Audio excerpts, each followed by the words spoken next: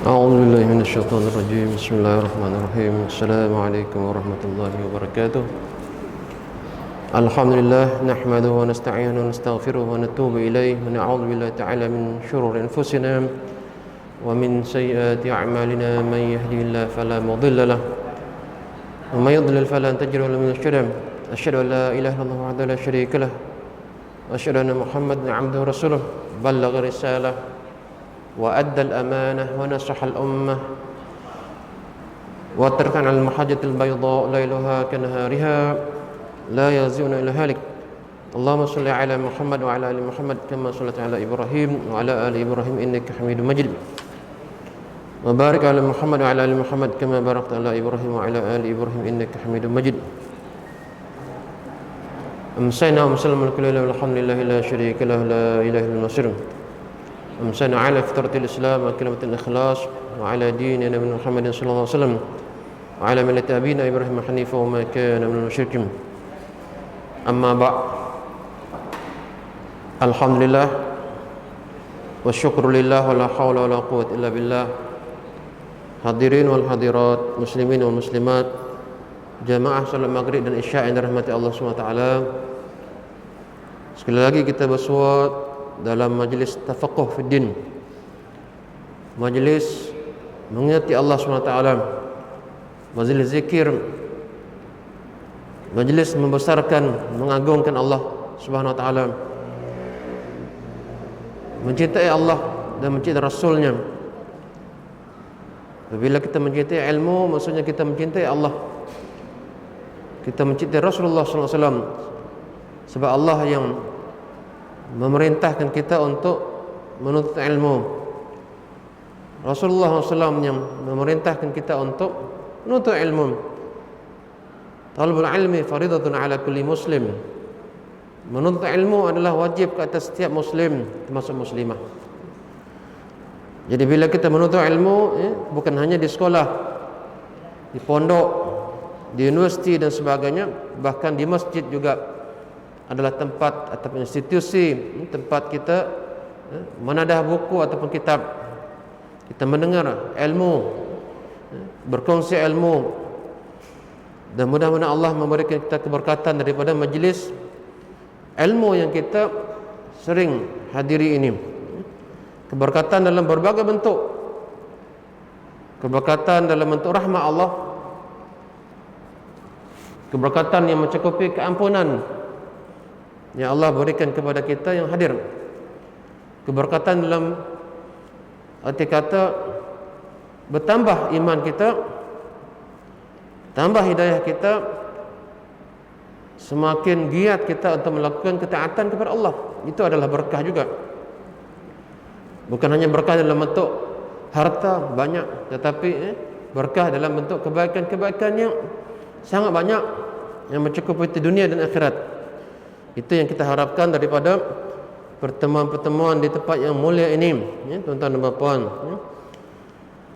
Jadi tuan-tuan dan puan yang dirahmati Allah SWT, Allah pernah berfirman dalam surah Al Imran yang ke-133, A'udzubillahi minasyaitonirrajim. Wasari'u ila maghfiratin min rabbikum wa jannatin 'arduha as-samawati wal ard u'iddat lil muttaqin.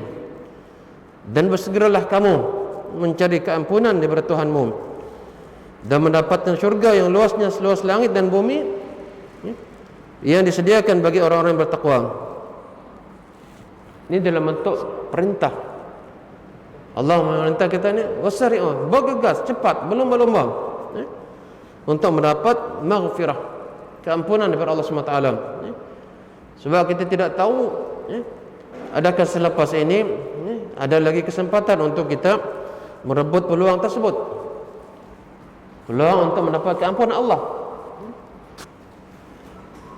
Apalagi dalam suasana pandemik COVID-19 ini, bermacam-macam keadaan boleh berlaku tanpa diduga oleh kita.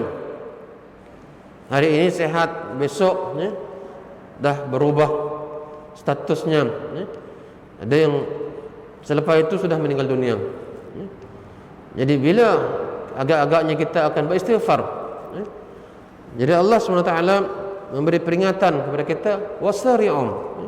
Wasari'um maksudnya berlomba-lomba, rebut, berebut-rebut untuk mendapat keampunan daripada Allah SWT yang memang menunggu-nunggu hambanya untuk memohon keampunan. Sebab Allah ni Maha Al-Ghafur, At-Tawwab, Maha Pengampun, Maha Penerima Taubat. Itu sifat Allah. Dan Allah sangat suka kepada orang yang berdosa dan dia minta ampun kepada Allah SWT. Di mana Allah SWT menyediakan wa jannatin ardhas samawati wal ard. Allah menyediakan apa? Syurga, tuan-tuan dan puan. Dunia ini hanyalah sementara. Indah bagaimanapun dunia ini tetap akan kita tinggalkan. Dan sudah pasti indah bagaimanapun dunia, rasa seronok bagaimanapun, dia tidak akan dapat mengalah keindahan syurga yang berkali-kali banyak keindahan lebih daripada dunia yang ada. Kita merasa seronok di dunia ini, kita rasa nak kekal, sebab kita belum melihat yang lebih baik.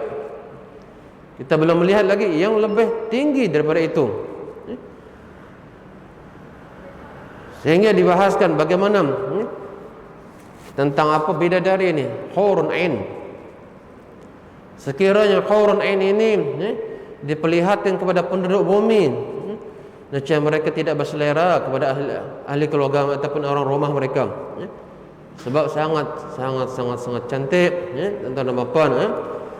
Jadi ini rahsia daripada Allah SWT yang Allah sebut dalam beberapa surah, di mana Allah menceritakan bagaimana syurga ini ma la ain ra'at wala udhunun sami'at wala khatara ala qalbi basharin. Jadi syurga ini adalah ma la ainun ra'at, yang mata tidak pernah melihat pun keindahan seperti itu. Tak pernah. Indah bagaimanapun tengok di dunia ini, itu 1% saja tuan-tuan dan puan. 1%. Yang nanti ni, yang 100% ni, maksudnya yang baki daripada itu, kesempurnaannya di syurga. Jadi kita tidak dapat dan tidak mampu untuk menikmati sebesar-besar nikmat, sebab Allah tidak jadikan dunia ini untuk hal itu. Dan kita dunia ini tidak dapat melihat Allah, memang tidak mampu. Dan dunia bukanlah tempatnya. Nanti di akhirat, di syurga, Allah kurniakan nikmat yang terbesar, lebih besar daripada nikmat syurga, nikmat bidadari, nikmat makan minum. Melihat Allah merupakan kemuncak daripada segala-galanya nikmat. Jadi oleh sebab itulah ulama menyatakan, bacalah selalu tentang ayat-ayat Quran, wabil khusus ayat-ayat yang cerita tentang neraka, ayat-ayat yang cerita tentang syurga. Sebab ayat yang cerita tentang neraka ni akan menyebab kita jadi gerun kita, sehingga kita memohon ampun kepada Allah, minta dilindungi oleh Allah SWT. Allahumma ajirna minan nar, Allahumma ajirna minan nar. Membaca syurga ni kita ingin tamak rasanya, wa hum yatma'un dalam Quran ni. Jadi orang yang membaca, merenung tentang syurga ini, rasanya nak syurga ni. Ya Allah, seronoknya, indahnya syurga ni, indahnya syurga. Jadi oleh sebab itulah Allah menyatakan, berlomba-lomba, jangan lambat, cepat-cepat dia dapat. Itu biasa pepatah kita kan. Siapa yang lambat tak tahu nanti dapat ke tidak. Jangan lengah. Bahasa baik, look lalai. Jangan lalai dengan kerja-kerja kita sehingga kita merasa ini yang lebih seronok. Tidak. Tidak sebenarnya. Di sana, itulah kampung halaman yang kekal abadi. Tuan-tuan dan puan. Allah sebut banyak tempat dalam Quran, banyak sangat tempat. Wa jannatin arduhas samawati wal ard wa 'iddat lil muttaqin. Syurga yang luasnya seluas langit dan bumi. Sangat luas. Sangat luas, tuan-tuan dan puan. Disediakan kepada siapa? Orang-orang yang bertakwa, orang yang soleh, yang mereka ini siang malam memang bersusah payah untuk mendapat rahmat dan keampunan Allah. Kita selalu pergi masjid, rasanya susah kan? Sebenarnya Allah menyediakan sesuatu yang sangat, kalau nak ikut ni kecil kita buat ni, tak banyak kita buat. Yang Allah sedia tu sangat mahal tuan-tuan. Maksudnya sil'atul ghaliyah. Orang Arab kata sil'atul ghaliyah, produk yang sangat mahal. Tidak ada jual beli dengan dunia sekalipun. Hatta kalau ada orang yang ada emas sepenuh dunia, sepenuh bumi ini, tidak akan dapat menebus keluar daripada neraka. Syurga ni, kalau kita tengok ni, kita buat ini, ketaatan kepada Allah SWT, Allah terima ibadah kita, Allah ampunkan, Allah masukkan dalam syurga atas nama Allah SWT, atas nama Allah SWT. Jadi bila kita duduk dengan ilmu ni, ini sebenarnya memberikan mindset, mengajar kita tentang apa kehidupan dunia ini sementara. Syaitan datang kita keluar daripada masjid ni, dia cuba sikit-sikit untuk ubah lagi mindset kita. Itu kena duduk, besok pergi lagi masjid, besok lagi doa tak habis-habis. Sebab dia berperang terus sampai kita akhir hayat kita, tuan-tuan dan puan, sampai akhir hayat kita. Jadi kalau kita sikit-sikit je kita buat, tak ada istilahnya musara'ah, belum berlumba ni, kita akan dikalahkan oleh syaitan. Digunakan apa? Syaitan hawa nafsu kita ni diguna untuk menjadi pemangkin untuk gugur, tergelincir daripada jalan yang Allah telah tunjukkan, siratul mustaqim, untuk menuju ke syurga Allah SWT. Rasulullah SAW pernah mengingatkan kita tentang hal ini. Di antaranya daripada hadis Abi Hurairah radhiyallahu anhu, di mana Rasulullah SAW bersabda, badiru bil a'mal salihah fasatakunu fitanun ka qita'il lailil muzlim yusbihu ar-rajulu mu'minan wa yumsi kafiran wa yumsi mu'minan wa yusbihu kafiran yabi'u dinahu bi ardin minad dunya. Rawahu Muslim.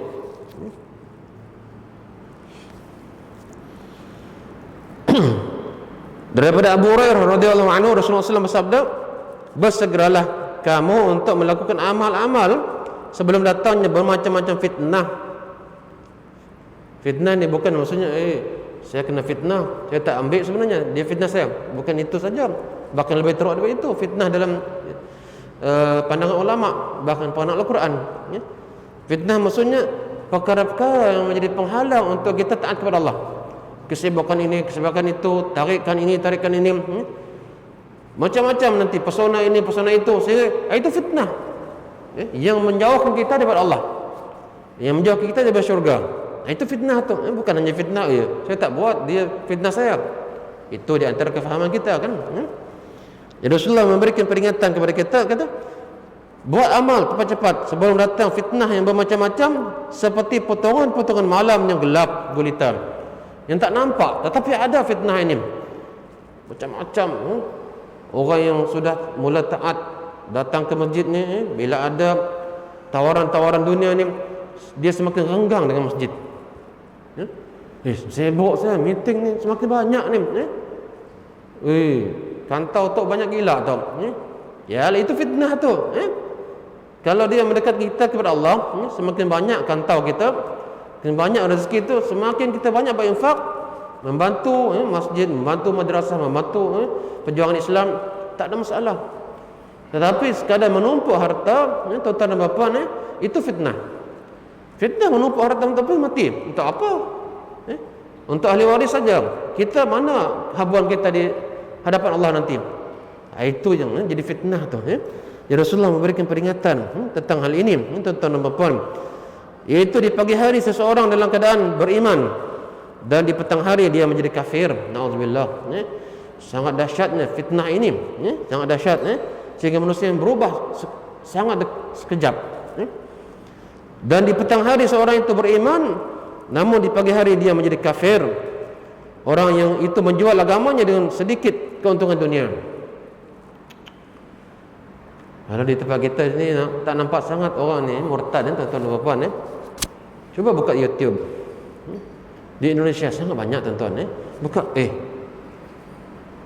nama orang selebriti murtad, ini murtad, Belum lagi modus operandi memurtadkan orang ni. Kononnya saya belajar di Azhar 6 tahun. Saya sudah 3 kali pergi haji. Lepas itu murtad. Tak masuk akal kata. Saya ni pakar bahasa Arab dan pakar Al-Quran. Lepas itu murtad. Ini modus operandi pembohongan. Kononnya mereka gunakan peci ni apa? Congkok ni. Sebenarnya dia bukan orang murtad, memang tak Islam pun. Itu modus operandi yang fitnah. Ini fitnah yang sangat dahsyat untuk menarik orang daripada agamanya. Jadi Allah SWT berikan peringatan dalam Quran ni. Sesungguhnya Allah SWT tidak akan rugi dengan seseorang yang murtad. Murtad kamu tak mau terugi Allah, kamu yang rugi nanti. Jadi harakah tansir harakah tansir maksudnya pergerakan missionaries ni. Pergerakan apa murtadkan orang ni banyak berlaku di mana-mana. Di Malaysia ni tak nampak. Sebab kita ada ordinan ataupun undang-undang. Kalau di tempat lain kita tengok ni pelik juga. Saya sempat belajar di sana dulu, saya tengok ni cara modus operandi ni pemurtadan ni sangat luar biasa. Sana boleh kahwin kan yang Islam dengan tak Islam, boleh. Tapi lepas itu kita tengok bukan yang Islam tak jadi Islam dah. Itu jiran saya. Mula-mula bapa ini dia pergi masjid, tuan bapa ni. Di awal perkahwinannya dia pergi masjid. Isteri dia ialah tak Islam. Berapa tahun lepas itu lahir anak. Dia pun jangan pergi masjid dah. Bila lahir anak ni, bila dia besar, dia bawa anak ini pergi ke tempat yang ini akhirnya saya kata lain. Rupanya bukan seorang. Macam tu modus operandi mereka. Kahwin mula-mula kata tak, ini dibolehkan dalam agama kami, ini kata boleh. Rupanya ni adalah modus operandi untuk menarik. Belum lagi yang di Kalimantan kita tengok orang bagi-bagi mi ni, orang susah. Itu yang kata ya bi'dinahu bi aradid dunya. Mereka menjual akhirat dengan harga dunia yang sangat sedikit. Sanggup untuk ini mendapat harga yang murah sangat. Dunia ini bagi agama ni, akhirat ni mereka jual. Tak nak ambil dunia. Jadi Rasulullah sebut di sini, orang itu menjual agamanya dengan sedikit keuntungan dunia. Untung apa? Selepas itu kekal dalam neraka. Na'udzubillah min zalik. Jadi ini yang disebut oleh ulama ni. Jadi apa maksudnya fitanan? Bermacam-macam fitnah. Kata ini adalah bentuk jamak ataupun plural. Makna di antaranya ujian, cobaan dan siksaan, tribulasi. Sedangkan yang dimaksudkan di sini adalah hambatan, halangan, dosa, bencana, musibah besar yang menghalang seseorang untuk melakukan kebaikan. Itu dia punya fitnah tu. Sebab itu saya katakan fitnah ni bukan hanya fitnah saya kena fitnah ni, saya tak buat tapi dia kata saya buat. Bukan itu. Itu di antara yang kita faham. Tapi yang ulama kata fitnah dalam hadis ini adalah dalam bentuk hambatan, halangan, dosa kita menjadikan orang jadi susah nak buat kebaikan. Hati dia jadi keras. Bencana, musibah yang berlaku, apa sila kita bertimbun-timbun ni. Covid ni apa lagi, lepas ini lagi. Jadi orang ni susah nak dapat kebaikan ataupun nak buat kebaikan ni jadi terhalang. Menjual agama maksudnya ia telah meninggalkan agamanya, murtad. Sangat dahsyat ni. Itulah sebenarnya fitnah yang asyadul fitnah. Dalam Quran kata apa?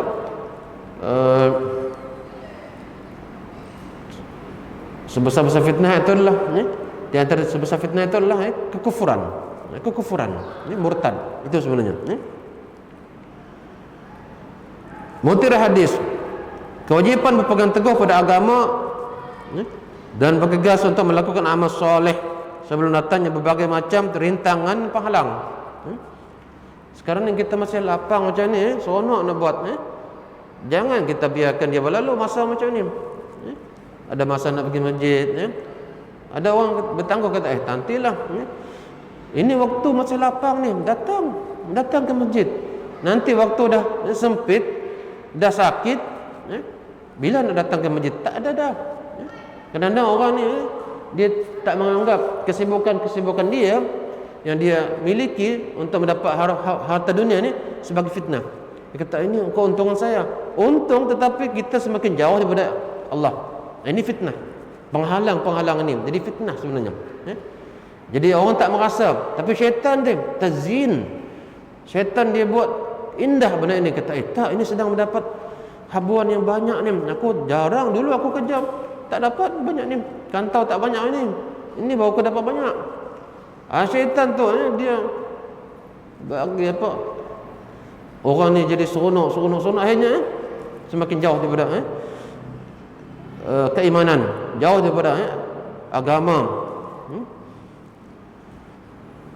Hadis di atas mengandungi isyarat tentang datangnya fitnah secara silih berganti dan menyesatkan pada akhir zaman. Sekarang ni banyak tuan-tuan kita takut kita tengok diri kita ni okey, tapi untuk anak kita itu satu cabaran yang sangat besar. Dulu mungkin kita tidak menghadapi cabaran seperti anak kita sekarang ini. Cabaran kita lagi ringan. Zaman IT, zaman apa lagi dunia tanpa sempadan ni, ujian mereka tu mereka tak pergi jauh. Di dalam bilik pun ada fitnah dah. Handphone ini pun dah cukup untuk menjadikan orang ni boleh berubah, tuan-tuan. Orang boleh jadi sesat, na'udzubillah min zalik. Jadi ini yang kita khawatir. Ini yang kita khawatir sebenarnya. Jadi setelah selesai fitnah satu, maka akan muncul fitnah yang lain. Semoga Allah menjaga kita daripada keburukan. Ini yang Rasulullah sebut dalam hadis, dan berlaku di zaman kita sekarang, berlaku. Kita boleh tengoklah mana kita punya kaya ukur. Tengok orang pergi masjid ni mana ramai. Pergi supermarket ramai ke pergi masjid ramai? Sebab itu dulu kan Syekh Azhar ni, dia kata macam mana Allah nak hapuskan COVID ini. Orang yang bercita-cita nak pergi kedai kopi lebih ramai daripada orang yang nak pergi masjid. Betul tak? Betul. Bila kami dapat ni dine in ni? Bila ni? Pergi masjid tak ramai. Tengok dah ada bagi peluang. Kata sekarang dah boleh pergi masjid. Dia sudah ada 2 dos. Datanglah. Tak juga ramai sangat. Dia kata belum, kami takut nak pergi masjid. Alah, jagalah SOP. Janganlah sembarangan. Jadi syaitan ambil kesempatan untuk ini bisik-bisikkan. Jangan, ini masa COVID ni, hati-hati, tak payahlah datang dulu. Lama kelamaan apa? Hati kita jadi malas. Bila datang malas ni, susah. Siapa yang boleh? Yang boleh apa? Memberikan motivasi ni. Motivasi ini penting, tuan-tuan dan puan-puan. Bila kita dengar ceramah macam ini motivasi ni. Kadang-kadang kita ni mana ni orang yang nak merangsang dan memberi motivasi kepada saya dah. Sebenarnya tergantung pada diri kita sendiri. Kita nak atau tidak. Kalau nak 1000 daya, kalau tak nak 1000 dalih. Kita aku belum lagi. Nantilah. Ini suka atas swift.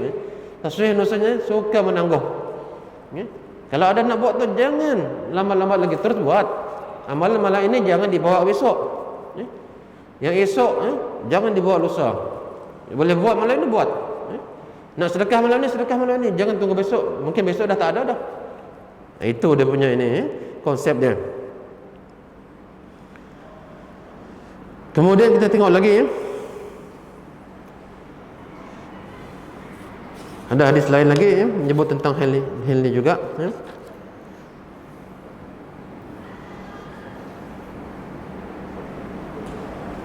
Ja'a daripada Abu Hurairah radhiyallahu anhu berkata, ja'a rajulun ila Nabi sallallahu alaihi wasallam faqala ya Rasulullah ay sadaqati a'zam ajran qala anta saddaqa wa anta sahihun takhsha al-faqra wa ta'mulu al-ghina wa la tuhmil hatta idza balagatil hulqum qultu li fulanin kadza wa li fulan kadza wa qad kana li fulan muttafaqun alaih.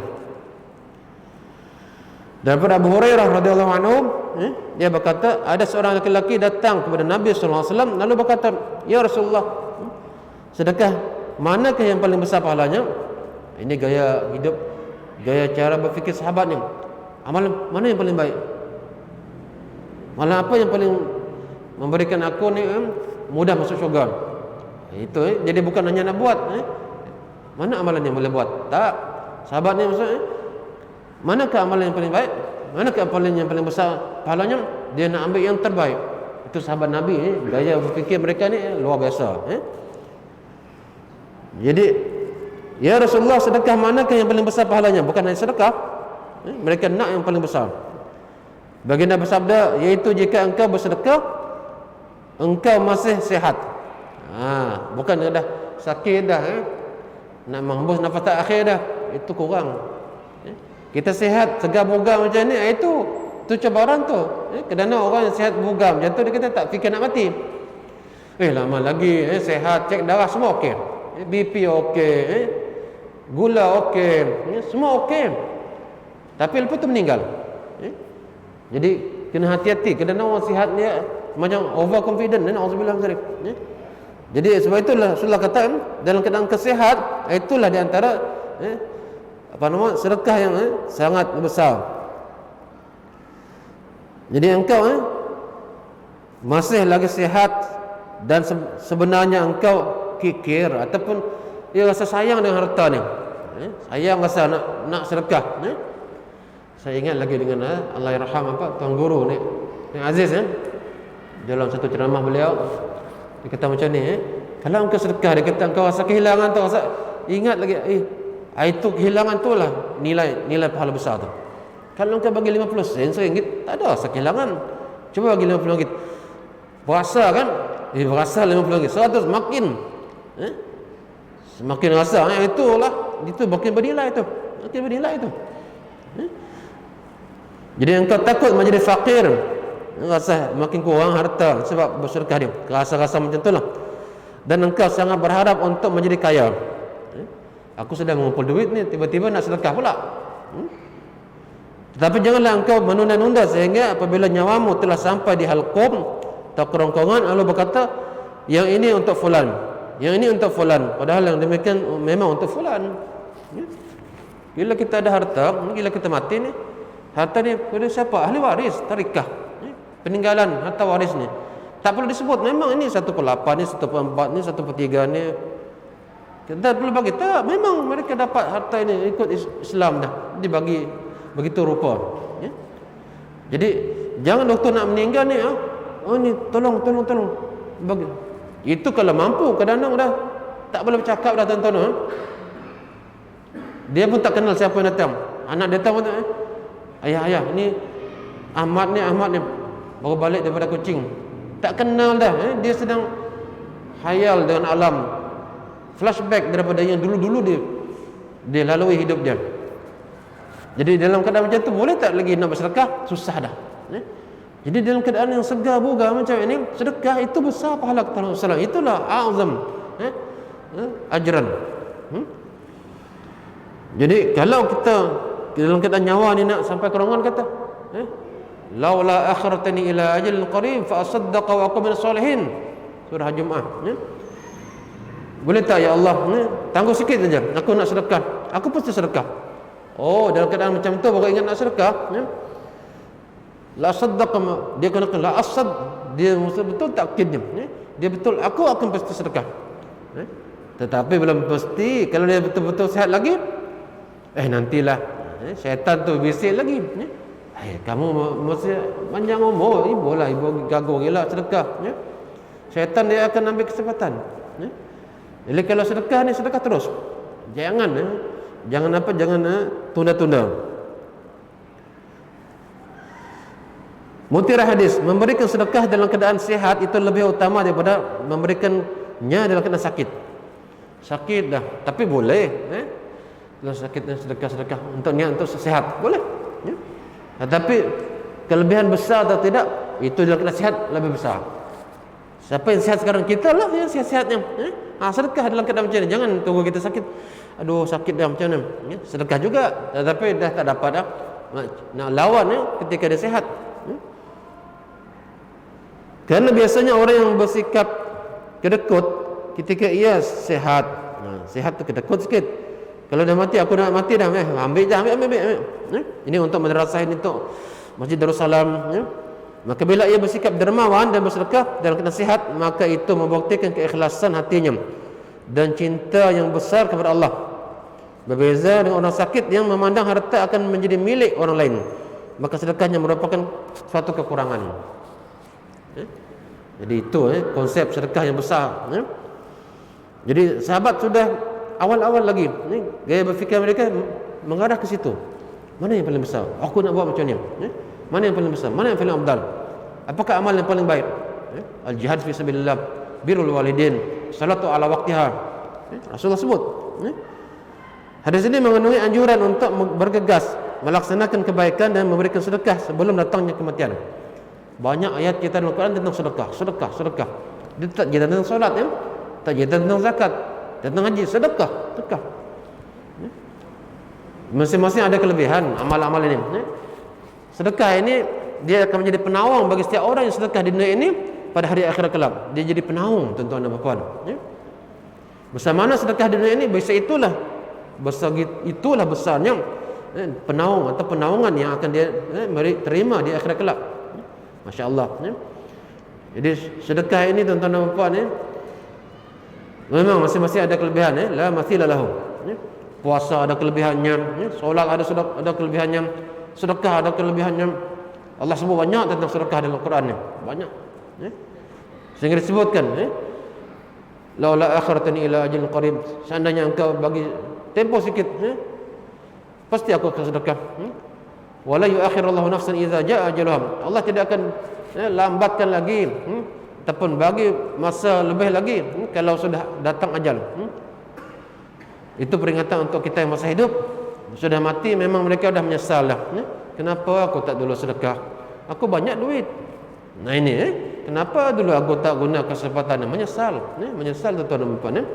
Yang masih hidup ni menyesal. Kenapa sebelumnya aku tak sedekah? Ini masih ada peluang. Inilah masanya untuk mengorak langkah, memperbaiki, menambah motivasi untuk konsisten melakukan kebaikan ini. Konsisten. Jadi orang yang dapat konsisten ini adalah orang konsisten bersama dengan jamaah yang nakkan kebaikan. Kadang-kadang seorang-seorang ni boleh macam-macam kalau fikir ni, duduk seorang-seorang lemah rasa, baca ini baca itu, apalagi bercampur dengan orang yang memang lemah semangat untuk melakukan kebaikan, lemah semangat untuk melakukan ketaatan, dia akan tersibrah, tercelup, terwarnai dengan semangat lemahnya orang tu. Sebab itu Rasulullah sangat menganjurkan kita ni cari kawan. Sebab kawan ibarat mir'atun, ibarat cermin. Kita tengok dalam diri kita dalam cermin, kita tengok itulah muka kita. Kawan kita itu ibarat cermin, dia akan tegur kita. Jangan lalai. Ini buat, jom kita pergi masjid. Jangan lepaskan peluang. Kita tak tahu lepas ini kita mati. Semua akan mati. Cuma cepat atau lambat. Berapa banyak kebaikan yang kita boleh buat, itu tergantung kepada motivasi dan hidayah serta taufik daripada Allah SWT.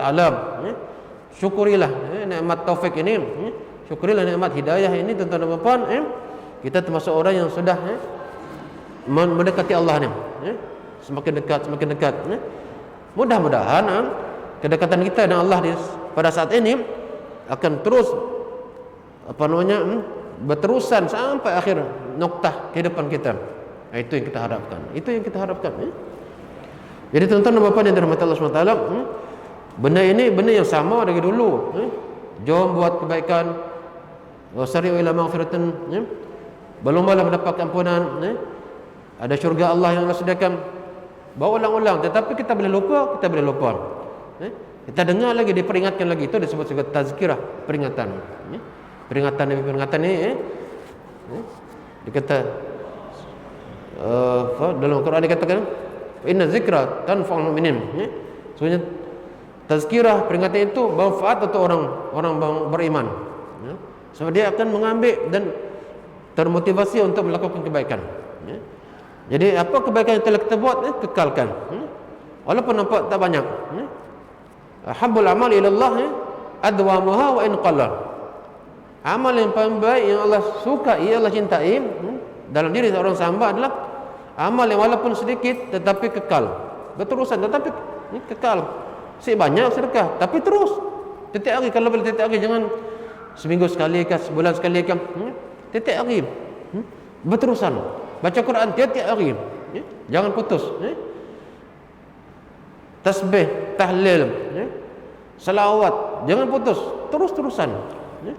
Sehingga dia menjadi sebab untuk kita ni, Allah bagi rahmat, Allah bagi kita, dia macam apa, kita buat bata kan, makin atas, makin meningkat, dia ada tapak dia, menyebab kita jadi kukuh. Jadi bila kita buat ni, semakin lama dia semakin kukuh. Biasanya selawat tak banyak. Minggu lepas kita buat tentang selawat kan, tapi bila lama-lama sekarang dah biasa 500 tu, dah 1000 dah setiap hari. Tak ada hari melainkan selawat 1000 kali sehari. Contohnya dulu tak banyak, 50, 100. Lama kelamaan sudah dia semakin kukuh. Allah bagi petunjuk, tambahan petunjuk. Itu sebenarnya.